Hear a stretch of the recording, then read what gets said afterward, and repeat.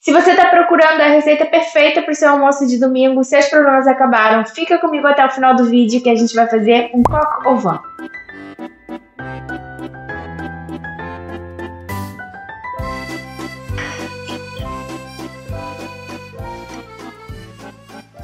Seja muito bem-vindo a mais um vídeo aqui do canal. Se você é novo por aqui, eu sou Clarice e esse canal se dedica a trazer os sabores do mundo para sua casa. E hoje a gente vai fazer uma receita de coq au vin, um prato clássico francês, cheio de sabor. Esse prato ele lembra bastante o bœuf bourguignon, mas numa versão com frango. E esse prato é tão icônico que existem inclusive algumas lendas a respeito dele. A mais famosa envolve os gauleses e Júlio César. Para os gauleses, o galo, que na verdade originalmente essa receita era feita com galo e não com frango, mas hoje em dia é mais comum fazer com frango, o galo ele era sagrado para os gauleses. E aí dizem que numa disputa, os gauleses enviaram um galo para o Júlio César para mostrar que eles eram invencíveis. E respondendo a essa provocação, Júlio César convidou os gauleses para um banquete e o prato principal era o frango que eles tinham mandado, que tinha sido cozido no molho de vinho tinto. Mas os registros do coq au vin, mais parecido com o que a gente conhece hoje, datam ali apenas do início do século XX. O que os historiadores acreditam é que sim, o prato já existia, só que ele era feito de uma forma mais rústica e não tinha sido documentado. E assim como no caso do bœuf bourguignon, uma das responsáveis por fazer o prato se popularizar fora da França foi a Julia Child, no seu livro Dominando a Arte da Culinária Francesa. Então, se você quer aprender a fazer um coq au vin, essa receita clássica francesa, já sabe. Se inscreve no canal, fica comigo até o final do vídeo e vamos juntos. Vamos começar falando do frango. Existem várias possibilidades de corte de frango para usar nesse prato. Algumas receitas usam frango inteiro cortado a passarinho. E aí vão todas as partes do frango, incluindo o fígado, moela, pé e tudo mais. Então, se você tem o frango inteiro e quer aproveitar ele por completo, essa é uma possibilidade interessante para aproveitar aquelas partes menos nobres do frango, porque elas ficam marinando ali no vinho por bastante tempo, então elas ganham sabor e elas ficam mais macias. A maioria das receitas usa só coxa e sobrecoxa. Eu acho interessante que pelo menos uma das partes do frango que você vai usar tenham a pele e o osso, porque eles vão dar mais sabor pro molho e dar uma encorpada. E aí, no meu caso aqui, eu nem vou separar a coxa e a sobrecoxa, eu acho que fica bonito também na apresentação, assim elas juntas, mas se você quiser, você pode usar a coxa e a sobrecoxa separados, que também é comum nessa receita. E eu podia ter parado por aqui, mas eu resolvi colocar também o peito. Como ele também vai ficar ali marinando por longo tempo, então ele fica mais macio e ganha mais sabor, então eu resolvi adicionar aqui também. E a primeira etapa que a gente vai fazer, que é essencial nesse prato, que vai dar bastante sabor e também vai deixar o frango mais macio, é a marinada. Então eu vou começar colocando as partes do frango aqui nessa tigela.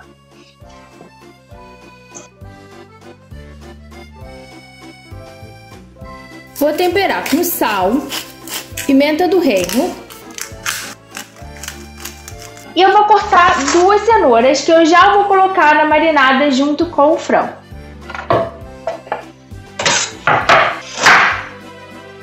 E aí, como a cenoura vai ficar ali marinando junto com o frango por um bom tempo, eu gosto de cortar em pedaços assim um pouco maiores. Se você tiver cenoura assim com as ramas, já sabe, não descarta, porque com isso aqui você consegue fazer farofa de rama de cenoura, você consegue fazer molho pesto. E se você não for fazer nada, pelo menos coloca ali junto com as suas cascas e aparas e depois isso aqui vai para um caldo que vai dar bastante sabor também. Vou colocar as cenouras aqui dentro. Agora a gente vai cobrir isso aqui com vinho, e aí você já sabe, um vinho de preferência seco, e não precisa ser um vinho maravilhoso, mas de preferência um vinho que também não seja muito ruim, porque afinal a base desse molho é o vinho. E depois que o álcool evapora ali durante o cozimento, o que fica é realmente o sabor do vinho. Então não precisa ser o vinho mais caro do mercado, mas o vinho que você tomaria uma taça. Coloco o vinho até cobrir tudo. E vão também uns raminhos de tomilho, que super combinam com essas receitas à base de vinho. Inclusive, na receita de bœuf bourguignon, que também é à base de vinho, e já tem aqui no canal também vai tomilho. Pode caprichar. E aí eu vou colocar também umas 3 folhinhas de louro. Agora a marinada está pronta, eu vou cobrir, vou levar para a geladeira de um dia para o outro. O ideal mesmo, seria deixar por pelo menos 24 horas. Mas se você não tiver esse tempo de um dia para o outro, já vai ganhar bastante sabor. Claro que quanto mais tempo você deixar, melhor. E você pode deixar até 48 horas, mas aí não passa muito disso. Então eu vou cobrir, vou levar para a geladeira e amanhã a gente volta para terminar o nosso coq au vin. Voltei com o meu frango já marinado. E a primeira coisa que eu vou fazer, eu já deixei uma tigela aqui com uma peneira. E eu vou colocar os pedaços de frango aqui nessa peneira, que assim eles vão escorrer, porque se a gente coloca o frango com muito líquido, ele começa a soltar muita água e aí não doura tão bem. E olha só como também já muda completamente a cor, ele já tá todo roxinho. E esse vinho onde a gente marinou o frango, a gente não vai descartar. Esse é o mesmo vinho que a gente vai usar para cozinhar o frango. Então depois que eu dourar o frango, vou coar o vinho aqui na mesma peneira para a gente tirar as folhas de louro e o tomilho. A gente vai fazer um novo bouquet garni. Então agora eu vou reservar isso aqui e vou pegar os outros ingredientes que a gente vai usar antes de dourar o frango e colocar para cozinhar. Peguei aqui os outros ingredientes e a ideia dessa receita é a gente fazer tudo em etapas, em uma panela só, para ir construindo o sabor. Então a primeira coisa que eu vou fazer é dourar um pouco de bacon. Na verdade isso aqui não é bacon, é calabresa. O mais tradicional nessa receita é usar o bacon, mas eu gosto mais de usar calabresa, eu não costumo usar tanto bacon aqui. E aí eu cortei assim em tirinhas, como se fosse aquele bacon que vem cortado em tirinhas. Você pode usar o bacon cortado em pedacinhos um pouco maiores, que eles chamam de lardon. Mas é legal usar o bacon ou a calabresa nessa receita, porque eles trazem um pouquinho mais de sabor e acrescentam um pouquinho de gordura também.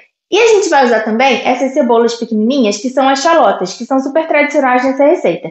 Se você não encontrar, às vezes tem uns outros tipos de cebola pequenininhas que você pode usar, ou então você pega uma cebola que não seja muito grande e corta de repente em 4, dependendo do tamanho da sua cebola, com cuidado para ela não desmanchar muito, que também dá certo. Inclusive no vídeo de Boeuf Bourguignon, eu acho que eu fiz isso, eu acho que eu usei uma cebola um pouco maior ao invés de usar as chalotas. As chalotas eu vou usar inteiras mesmo. Eu só vou descascar. E aí eu vou tirar essa pontinha que fica aqui, mas eu vou cortar bem rentinho assim, que é só mesmo para tirar o excesso, para evitar que ela desmanche. Assim, ó, só para tirar esse cabelinho aqui. E assim, a chalota mais tradicional nessa receita é a branca, que fica até mais bonitinho ali no prato. Mas a que eu encontrei foi essa daqui. Então, é essa que eu vou usar. Em relação à quantidade dos ingredientes, vocês já sabem que as receitas que eu faço aqui, elas não têm uma quantidade super certinha, né? A quantidade dos ingredientes não é crítico para a receita, porque não é, por exemplo, uma receita de confeitaria. Mas para vocês terem como referência, aqui eu peguei 6 chalotas e aí eu tenho 250 gramas de cogumelo. Parece muito cogumelo, mas cogumelo vocês já sabem. A gente coloca na panela e eles murcham. Então, por isso que eu uso um pouquinho mais. E aí eu corto assim, em 4 partes. Poderia cortar até em 2, porque esses cogumelos nem estão muito grandes. Mas eu vou cortar em 4. E eu já limpei os cogumelos, tá? Tudo que vem pra cá já tá higienizado. No caso do cogumelo, não se lava. Cogumelo só se passa um paninho pra tirar a terra. E esse daqui que tá menorzinho, vou cortar assim só na metade. Tudo cortado, peguei aqui uma panela grande. A gente precisa de uma panela grande para acomodar tudo aqui dentro. E eu vou começar colocando a calabresa. E eu vou deixar a calabresa dourar aqui sem adicionar nenhuma gordura. Ela vai dourar na própria gordura dela. Lembrando que a gente vai fazer tudo em etapas para ir construindo os sabores. Olha só como ela vai soltando a própria gordura. A calabresa já dourou bem, então já vou reservar.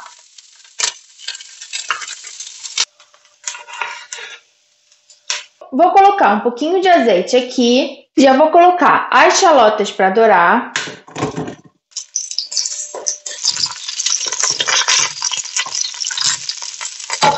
E quando elas tiverem dado uma boa dourada de todos os lados, eu posso reservar. E já posso colocar os cogumelos.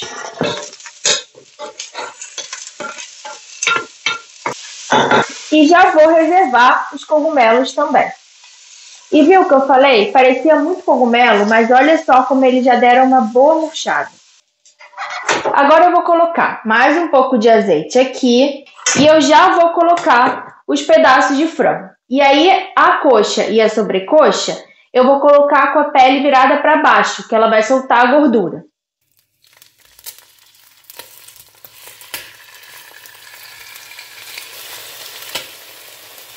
Lembrando que é sempre importante não encher muito a panela. Minha panela é grande e eu consegui colocar tudo aqui sem ficar muito amontoado.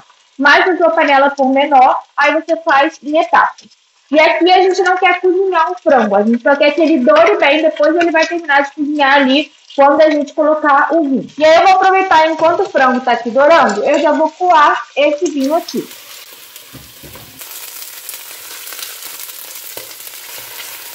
Vou pescar essas cenouras que ficaram aqui. Depois eu vou cozinhar ali junto com o frango também. Isso aqui eu vou descartar. O frango já dourou bem dos dois lados, então já vou tirar ele aqui da panela. E como a minha panela é preta, não dá pra ver muito, mas se você estiver fazendo uma panela de inox, você vai ver melhor, que tem esse fundinho de panela, que são essas coisinhas que foram ficando grudadas conforme a gente foi dourando o frango. Isso daqui é precioso para dar sabor pro molho. É claro que se tiver muito queimado, vai ficar meio amargo. Então você tem que tirar se tiver com aquele aspecto de queimado. Mas só esse fundinho de panela aqui, ele é perfeito para dar bastante sabor pro molho. Então a primeira coisa que a gente vai fazer é colocar esse vinho de volta aqui na panela.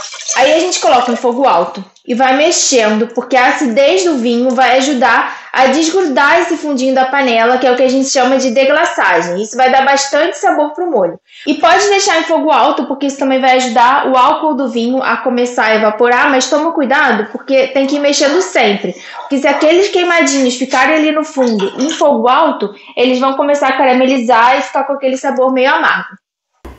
Quando começar a ferver assim, eu já posso voltar com o frango e já vou colocar as chalotas e as cenouras. O cogumelo e a calabresa eu só vou colocar no final, porque como isso aqui ainda vai ficar cozinhando por um bom tempo, se eu colocar agora, eles vão desmanchar muito e eu quero que ainda tenha uma certa textura. E aqui o vinho que eu usei na marinada já foi suficiente para cobrir tudo. Mas às vezes acontece de ter alguma perda ali no processo, ou dependendo do tamanho da sua panela, não é suficiente para cobrir, aí você pode completar com um pouquinho de água. E agora a última etapa, antes da gente deixar isso aqui cozinhando, é fazer o bouquet garni. Aqui eu escolhi tomilho, alecrim e louro. E aí eu vou pegar um pedaço de barbante, esse aqui é um barbante culinário, ou seja, eu posso deixar em contato com a comida. Vou cortar um pedaço desse barbante e agora é só a gente juntar tudo e amarrar como se fosse uma trouxinha. Agora é só a gente colocar aqui e aí no final é bem fácil que a gente vai pescar isso daqui. Agora a gente vai deixar isso aqui em fogo médio para baixo e vai cozinhar tampado, com a tampa entreaberta. A gente tem que deixar em fogo médio para baixo, porque senão o molho vai evaporar muito rápido e o frango vai acabar não cozinhando direito, vai ficar meio duro. A gente quer um cozimento mais lento e a gente vai deixar aqui por uns 50 minutos até 1 hora. E a tampa entreaberta vai ajudar o líquido aí evaporando e o molho aí encorpando. E no final a gente ainda vai adicionar mais uma coisinha para dar aquela engrossada final no molho e aí vai estar pronto para servir. O frango ficou aqui por quase 1 hora. O molho já reduziu bastante. E antes de engrossar o molho e adicionar os outros ingredientes, eu vou primeiro tirar o bouquet garni e já vou colocar o frango aqui na travessa onde eu vou servir. Assim eu vou ter mais espaço depois para engrossar o molho. Vou aproveitar e tirar as cenouras e a cebola também. E agora para engrossar o molho, a gente vai usar uma técnica chamada beurre manier. Beurre manier basicamente significa misturar partes iguais de manteiga amolecida em ponto pomado. Então eu tirei essa manteiga da geladeira. Aqui tem meia colher de sopa de manteiga. Eu vou colocar meia colher de sopa de farinha de trigo. E aí a gente vai misturando assim até formar uma pastinha. E aí depois de misturar fica assim uma pastinha. Isso aqui lembra muito o roux que a gente usa para fazer o molho branco, que é o bechamel, só que no caso do roux a gente começa por ele, e aí depois a gente coloca os ingredientes líquidos. Nesse caso é para quando a gente já tem o molho pronto e a gente quer engrossar. Poderia usar amido, poderia usar só a farinha? Poderia, mas essa técnica garante que o molho fica mais aveludado e brilhante. Então agora é só a gente colocar aqui dentro, com o molho ainda quente, e aí a gente vai mexer bem para dissolver isso aqui, e para deixar a farinha cozinhar, o mesmo princípio do roux, para não ficar com aquele gosto de farinha crua. E olha só como o molho já vai engrossando e ele vai mudando um pouco a cor, já vai ficando bem brilhante. E agora eu já vou voltar com os cogumelos aqui para a panela, com a calabresa e vou deixar eles darem uma esquentada aqui enquanto o molho termina de engrossar. O molho já encorpou e agora é só eu jogar aqui por cima do frango. Para finalizar, salsinha, que vai trazer um frescor e uma cor para o prato.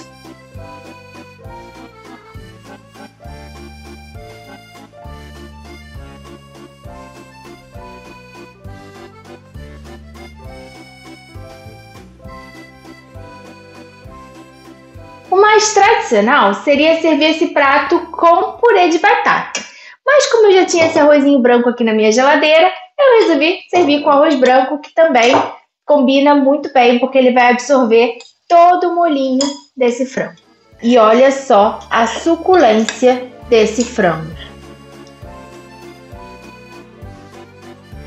Espero que vocês tenham gostado do vídeo. Quando fizer a receita, lembre de me marcar lá no Instagram. E é isso, beijo e até o próximo vídeo.